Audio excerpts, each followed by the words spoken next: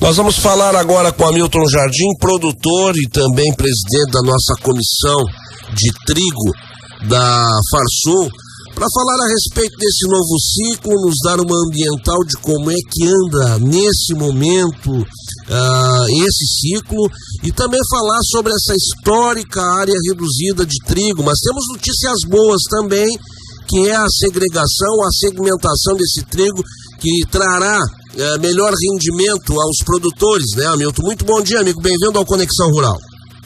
Bom dia, Alex, que satisfação estar contigo no Conexão Rural, neste sábado de manhã, onde me encontro em Porto Alegre ainda, retornando de São Paulo ontem, onde exatamente repercutíamos todo esse cenário de trigo num workshop para uma nova política de trigo nacional, e que a gente espera que a gente tão logo tenha esse planejamento pronto, por mais que ele já existe há muito tempo, esses nossos governantes implementem.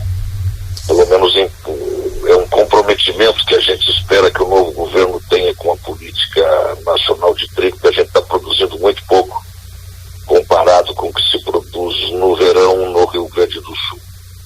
Mas nós estamos vivendo aí, Alex, exatamente um momento bastante interessante na cultura. Nós tínhamos aí uma tendência de diminuição de área comparada com o ano passado, tendência essa que, pela grande procura de semente nos últimos dias, acreditamos que não vai se materializar.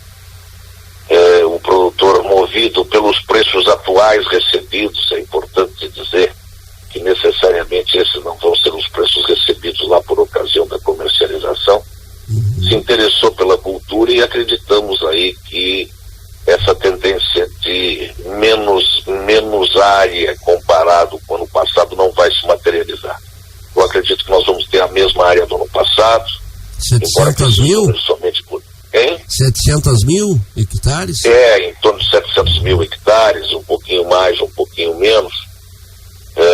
Praticamente o plantio está dentro da normalidade, as coisas estão correndo bem, embora que algumas lavouras aí estão precisando de insumos, principalmente adubação nitrogenada, e não estão chegando nas propriedades por conta ainda desse problema da greve dos caminhoneiros e da pouca disponibilidade de frete para o retorno com esse nitrogênio.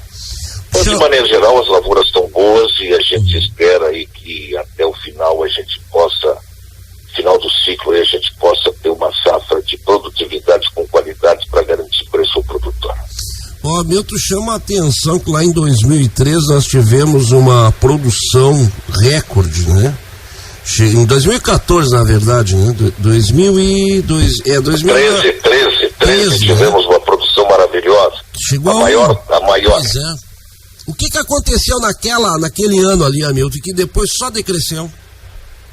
Exatamente, muito bem pensado. Porque, veja bem, nós vínhamos movidos, Alex, por cenários muito interessantes, de preços recebidos, de boas safras, de ausência de anormalidades climáticas, preços remuneradores ao produtor, preços mínimos que infelizmente também baixaram nesses últimos ciclos, e tudo isso levou o produtor que estava capitalizado nas culturas de verão a investir bastante na lavoura de 2013.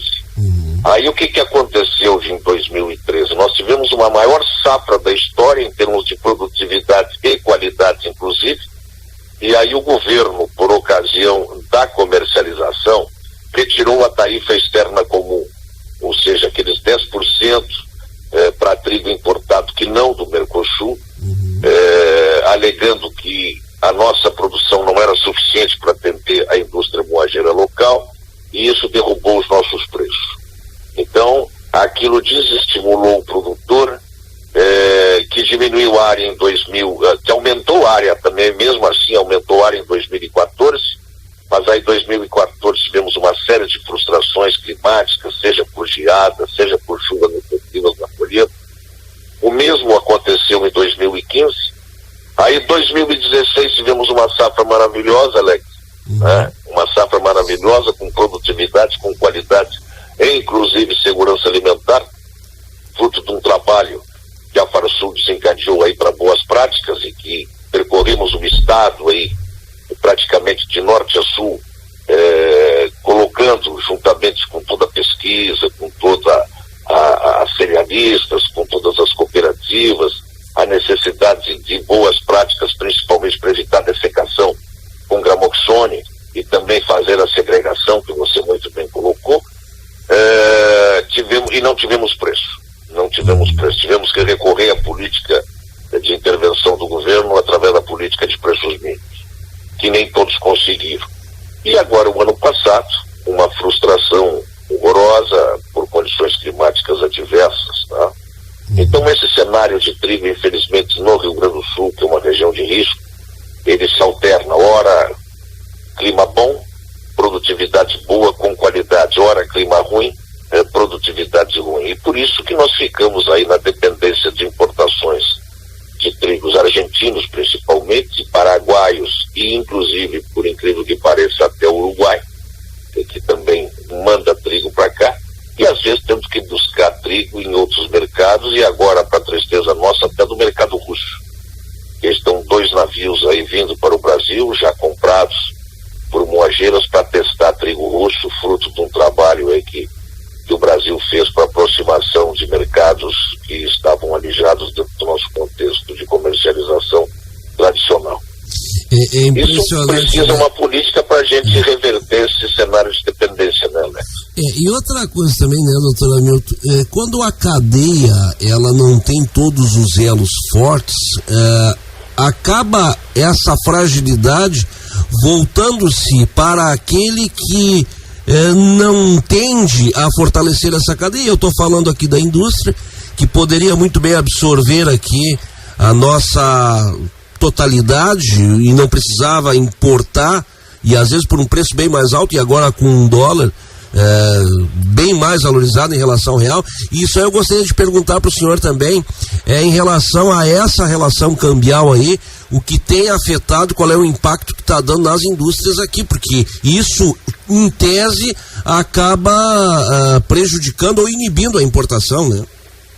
Perfeito, muito bem colocado. Aliás, inclusive, a semana passada, logo depois dessa greve dos caminhoneiros, nós tivemos, inclusive, uma reunião na Farsul, juntamente com o presidente Gideão Silveira, que nos atendeu, Gideão Silveira Pereira, juntamente com o nosso economista-chefe do sistema, Antônio da Luz, e todo o Sinditrigo, exatamente do Rio Grande do Sul, hoje capitaneado pelo Diniz Furlan, juntamente com o Gerson Preto, que também já foi ex-presidente do Sinditrigo, exatamente para comentar esse cenário de grande preocupação, porque com o dólar fortalecido, e consequentemente a depreciação do real, são necessários mais reais para trazer esse trigo de fora. E principalmente trigo da onde? Da Argentina, que passou por uma seca horrorosa e que agora os produtores resolveram valorizar aquele produto que tinham estocado em silo bolsa, que é uma tradição lá naquele país. E aí, consequentemente, esse trigo se encareceu, o trigo no mundo também se encareceu, tá? E com esse dólar fica muito difícil eles trazerem esse trigo para corrigir algumas diferenças ou deficiências que o nosso trigo apresenta dentro de um processo de blend que tradicionalmente a indústria gaúcha e nacional faz. Agora, Alex, é isso que nós comentávamos justamente em São Paulo ontem. Enquanto nós não tivermos uma política que garanta pelo menos 70%, 80% do que se produz aqui no Brasil, nós vamos ficar refém de importações. O trigo, só para você ter uma ideia, aliás, você estava comigo e com Francisco Chardon lá em Brasília, naquele cenário junto na CNA que nós discutimos esse assunto, aquelas culturas que infelizmente nós não produzimos, e o trigo é a única delas em quantidade suficiente para atender a indústria moageira nacional, ou mesmo a indústria moageira do Rio Grande do Sul, nós vamos ficar necessariamente dependentes de importações. E, consequentemente, essas importações, elas se materializam de acordo com os preços de mercado. E isso acaba, consequentemente, fazendo com que essas indústrias, ora, precisem pagar um preço muito alto, ora tenham que compensar pagando um preço mais baixo para aquele trigo que não tem aquela aptidão para moagem dos moinhos, porque se faz pão, se faz farinha, se faz macarrão, se faz biscoito, quer dizer, cada moinho atendendo o seu nicho de mercado. Mas tu tens toda a razão, é uma grande preocupação que a cadeia como um todo tenha, né?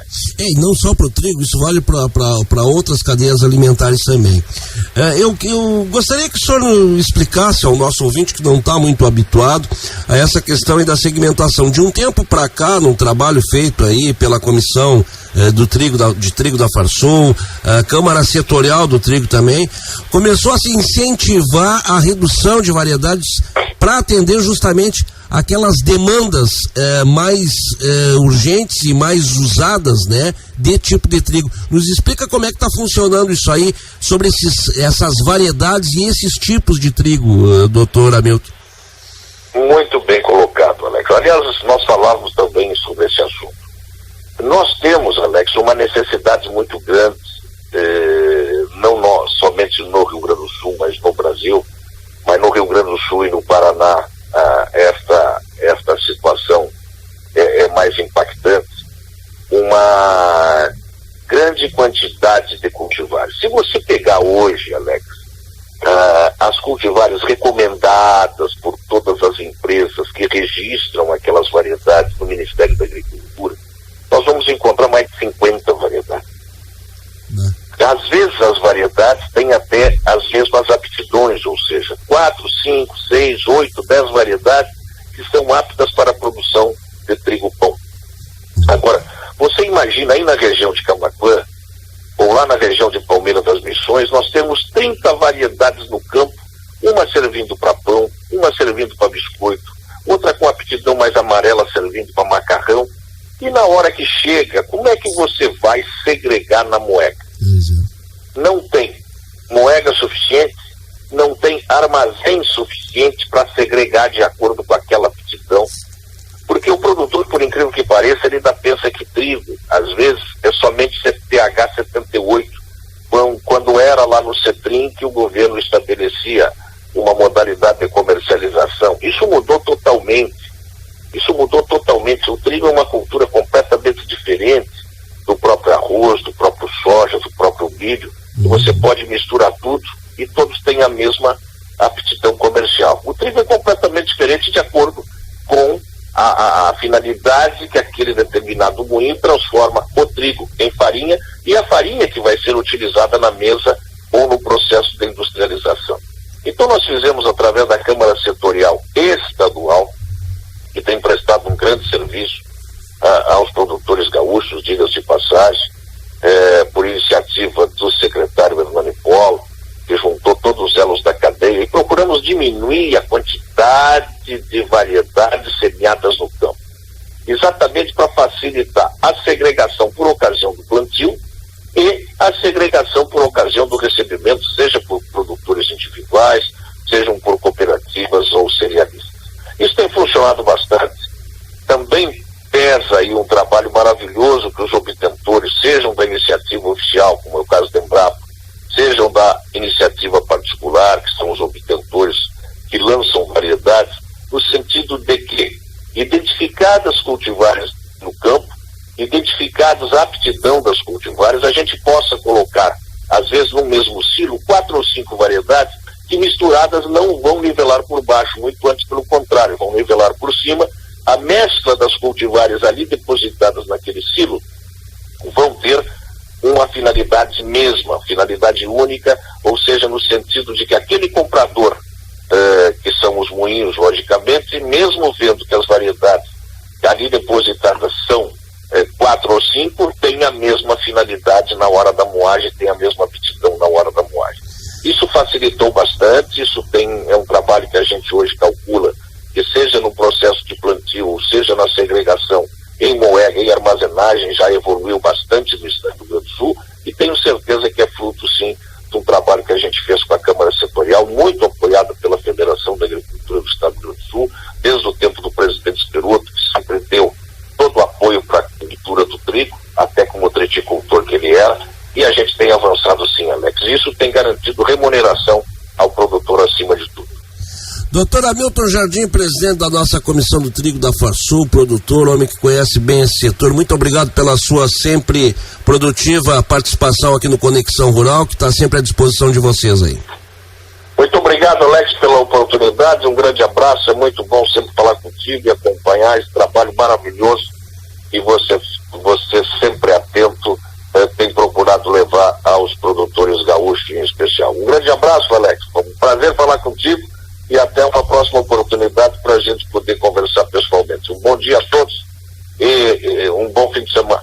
Se Deus quiser, um bom fim de semana.